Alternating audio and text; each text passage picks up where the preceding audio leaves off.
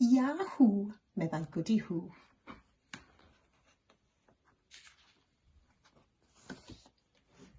Yn y nos, pan fyddwn ni wedi blino ac yn barod i fynd i'r gwely, dyna pryd mae Goody Hoo a phob tylluan arall yn deffro.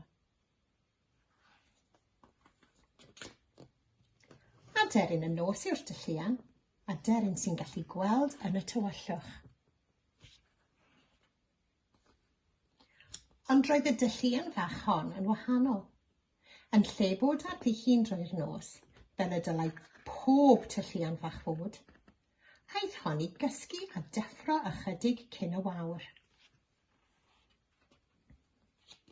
Yahoo! Meddai Goody Hoo. Doedd hi ddim yn gallu credu llygaid.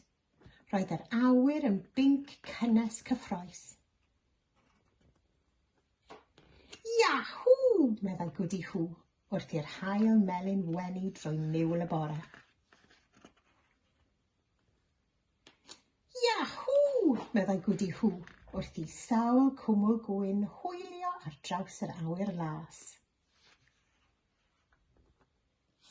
Yahoo! Meddai Goody Hoo pan welodd fod y dail ar ei choeden yn wyrth. Yahoo! Meddai Goody Hoo wrth i'r pili palad coch hedfan fri. Gwyliodd hi nhw'n glanio ar y blodau oren llachar a'r petalau'n agor yng ngwres yr haul.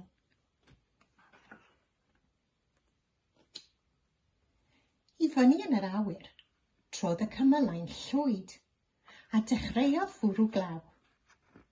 Ond roedd yr haul yn dal i wenu. Yahoo! Meddai Goody Hoo wrth i enfys brydferth peintio'r awyr yn llawn lliwiau. Eisteddodd Goody Hoo fach yn hapus yn ei choeden a gwylio wrth i'r haul fachlyd ac wrth i'r lleiad godi. Mae'r dydd yn llawn lliwiau llachar, meddyliodd. Yahoo! Meddai Goody Hoo. Does dim byd yn fwy hardd na'r sêr nos. Arhosodd Goody Hoo ar ddi hun drwy'r nos, yn rhy gyffrous i gysgu, yn union fel y dylai pob tylluan fach ei wneud. Y diwedd.